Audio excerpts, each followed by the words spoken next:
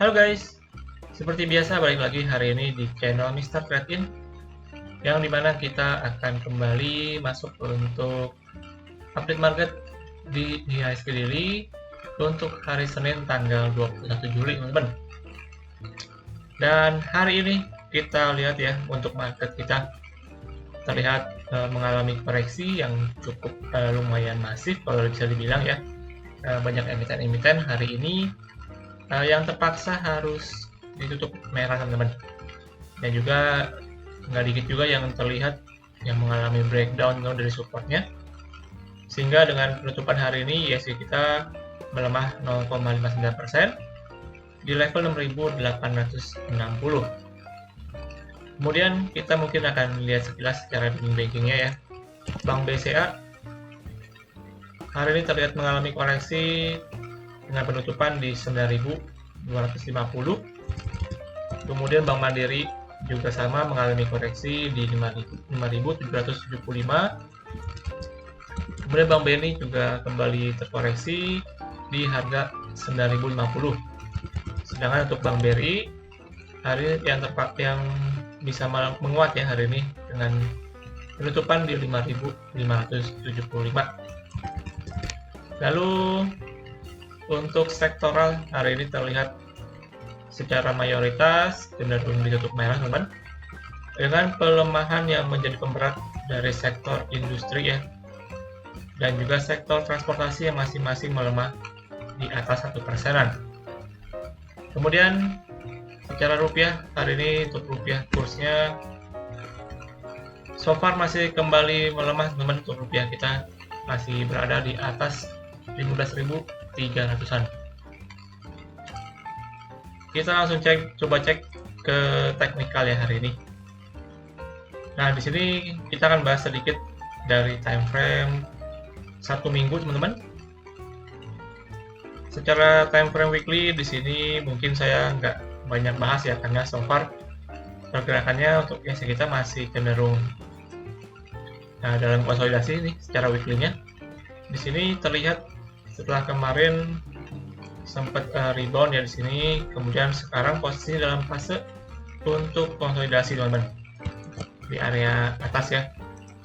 Namun di sini yang perlu diperhatikan adalah support ya di indeks kita secara weekly itu masih di kisaran 6.800 teman-teman.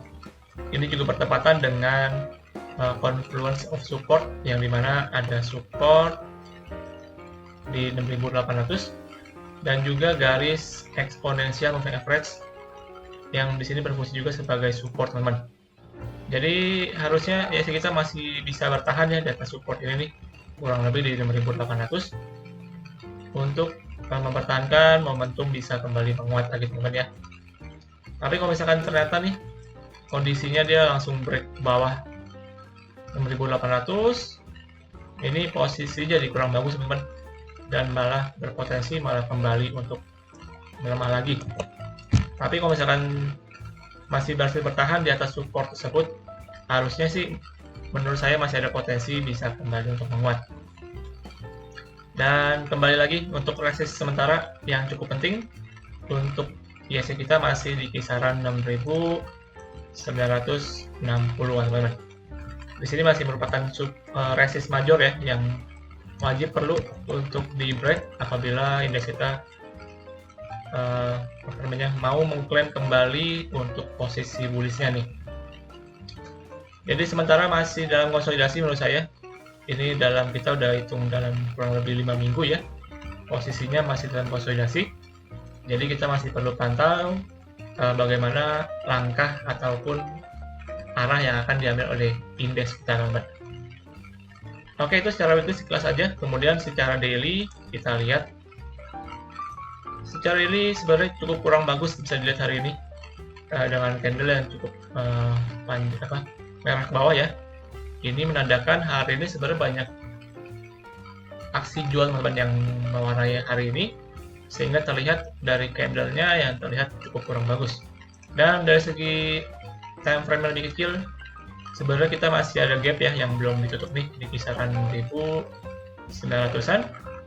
Ini harusnya minggu depan ada potensi akan sedikit bisa rebound banyak teman menguji ke, maksudnya menutup gap ya yang terbentuk di kisaran 6.900.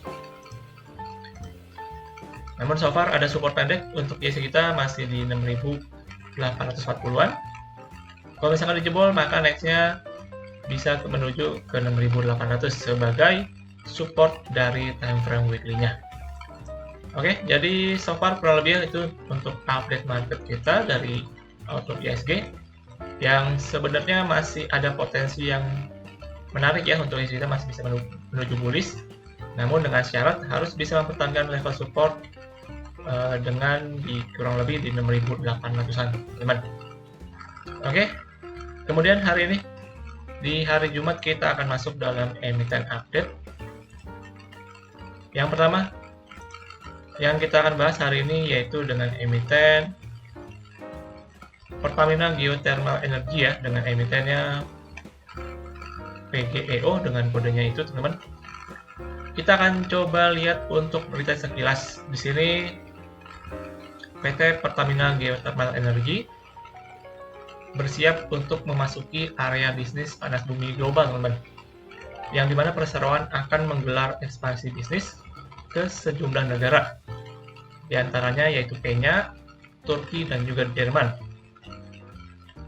Menurut direktur utamanya yaitu Julfi Hadi, ia mengatakan bahwa ekspansi pasar internasional ini menjadi ambisi perseroan untuk menjadikan Pertamina Geothermal Energy sebagai world class green energy company. Dan saat ini ya beberapa negara sudah menjadi target pasar mereka, mulai dari Afrika, Eropa maupun Asia. Dan juga Julfi menambahkan bahwa ekspansi ke luar negeri itu merupakan rencana pengembangan bisnis perseroan yang saat ini tetap berfokus pada memaksimalkan potensi panas bumi di dalam negeri. Jadi tentunya mereka masih fokus dengan yang di dalam negeri dulu ya teman-teman ya. Namun berbarengan dengan hal tersebut, mereka menjalankan ekspansi ke berbagai negara di luar Indonesia, khususnya di Kenya, Turki, dan juga Jerman. Nah, yang menjadi pertanyaan adalah apakah dengan mereka melaksanakan untuk ekspansi bisnis ya, itu akan menjadi katalis positif nih dari segi kinerja mereka. Itu nanti tentu akan kita lihat dari segi laporan keuangan depan. Kita akan lihat sekilas dari segi teknikalnya dari PGEO ya. Nah, ini emiten ini merupakan emiten sebenarnya yang baru listing ya di bulan Februari kemarin di tahun ini teman, dengan harga IPO waktu itu di harga 875.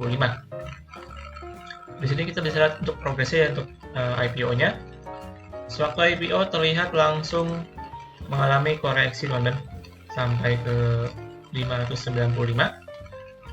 Kemudian kembali rebound, kembali recovery dengan cukup signifikan. Dan posisinya saat ini kalau saya lihat dia berhasil untuk breakout ya teman-teman ya. Di sini PGEO ada resist itu kurang lebih di 880. Ini posisinya udah berhasil di breakout. Kemudian juga udah berhasil di retest. Dan posisinya saat ini dia kembali untuk menguat lagi nih. Ini bisa dipantau ya menurut saya. Secara charting cukup menarik karena dia berhasil breakout dari resist terakhirnya. Kemudian dia juga udah posisi udah pullback ya di kisaran 890. Dan di sini mungkin sementara menurut saya ada potensi secara swing mungkin akan berpotensi menarik bisa kembali menguat. Nah, untuk areanya mungkin bisa dicoba teman-teman, ditunggu kalau misalkan dia pullback ataupun koreksi lagi ke dekat 880 sampai dengan 920 kurang lebih. Ini bisa coba untuk dispekulasi teman-teman kalau misalkan mau coba nih. Dengan potensi harusnya kalau misalkan dia sedikit pullback, nanti perlahan bisa kembali untuk menguat lagi. Jadi dekat-dekat di area tersebut ya bisa dipantau. Area supportnya kurang lebih di 880 sampai dengan di kisaran 920. Namun kalau misalkan dia jebol ke bawah 880, ini potensinya jadi kurang bagus, jadi bisa dibuang dulu teman-teman. Namun secara potensi ini kalau saya lihat secara charting cukup menarik ya, untuk swing harusnya masih cukup oke, asal bisa mempertahankan di atas support minimal di 890. Oke, itu yang pertama dari PGEO untuk update-nya, yang saya rasa masih cukup menarik dan bisa dipantau untuk kalian semuanya. Kemudian kita masuk untuk rekomendasi saham untuk hari Senin depan ya, tanggal 21 Juli. Yang pertama akan saya berikan dari emiten Medco, teman-teman. Di sini Medco terlihat cukup menarik secara pendeknya ya. Mungkin saya akan bahas sedikit secara progresnya ya. Medco terakhir sewaktu dia konsolidasi di sini cukup panjang, kurang lebih dari bulan Mei sampai dengan bulan Juli ya. Itu kurang lebih 3 bulan konsolidasi di sini. Kemudian akhirnya berhasil breakout ke atas, yang bisa saya bilang cukup signifikan juga ya secara pergerakannya. Dan posisi saat ini, kalau saya bilang ini dalam proses untuk sedikit konsolidasi teman-teman di area sini nih. Dan ini potensinya saya rasa masih bisa untuk kembali menguat ya, karena di sini secara potensi sebenarnya dia membentuk semacam, kalau saya bilang semacam falling wedge teman-teman, kurang lebihnya. Semacam falling wedge. Nah, kurang lebih seperti ini ya. Dan posisinya juga udah berhasil di breakout. Jadi harusnya ada potensi kembali untuk bullish continuation nih dari Medco ini.